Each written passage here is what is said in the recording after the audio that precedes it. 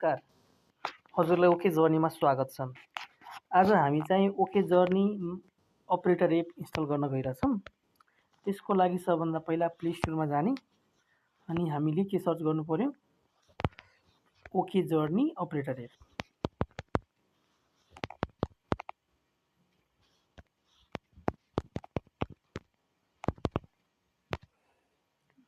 त्यो सर्च गरेपछि यहाँनिर ओके जर्नी अपरेटर आयो हैन, यसलाई मैले इन्स्टल गर्ने।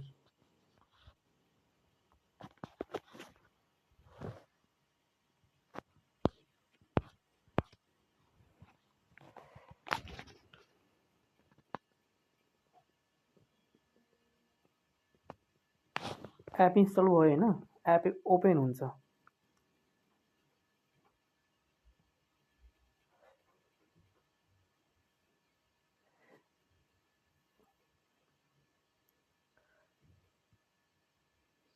एप ओपन भइसकेपछि यो कन्टिन्यू विथ वाट्सएप वाला अप्सन छ हैन, यसमा क्लिक गर्नुभयो भने वाट्सएपको बटन आउँछ।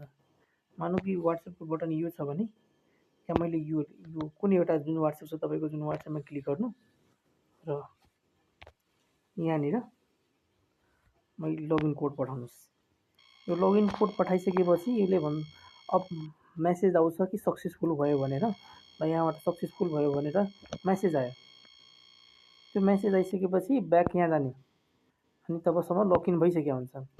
त्यसपछि मैले आफ्नो केआइसी को लागि म आफ्नो नम्बर हाल्छु,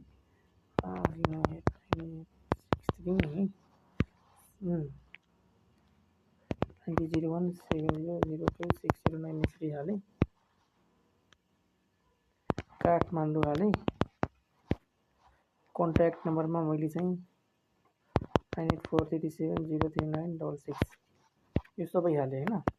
अब केवाइसी भेरिफाई गर्नको लागि म एक स्टेप अगाडि बढेँ। त्यसपछि कमिसन एग्रिमेन्ट 10% कमिसन एग्रिमेन्ट यो मजाले पढ्नु र एग्री गर्ने। त्यसपछि अब पेमेन्ट डिटेल केमा हाल्ने त, मेरो मानौँ कि वाणिज्य ब्याङ्क छ भने म वाणिज्य ब्याङ्क हालेँ। अनि त्यसपछि मेरो नाम राजेश दास हो भनेपछि मैले राजेश दास यहाँनिर हालेँ है। त्यसपछि एकाउन्ट नम्बर मेरो भनौँ जे एकाउन्ट नम्बर छ त्यो मैले हालेँ। मेरो बानेश्वर छ। त्यति हालिसकेपछि मैले चाहिँ कन्टिन्यू गरेँ। अब प्राइमरी बस मेरो नाम भनौँ कि यो एउटा टेस्ट बस हो, जे बसको नाम छ त्यो हाल्ने। नम्बर जुन छ त्यो बसको नम्बर पनि हाल्नु। एसी गाडी छ भने एसी गाडी, डिलक्स गाडी छ भने डिलक्स गाडी। काठमाडौँ टु मैले अहिले मैले चाहिँ अब मैले टेस्ट गाडी हो भनेर कुनै ठाउँको नाम लेख्दिएँ है। प्यासेन्जरले सर्च नगरोस्। अब डिपार्चर टाइम कति छ, मानौँ कि म 5:30 डिपार्चर चार्ज हुन्छ भने अनि अराइभल टाइम चाहिँ 5 बजे एएममा पुग्छ भनेपछि त्यो हाल्दै नाइटको ट्राभल हो। 1200 भाडा छ भने 1200 मैले हालेँ है। त्यसपछि कन्टिन्यू गरेँ।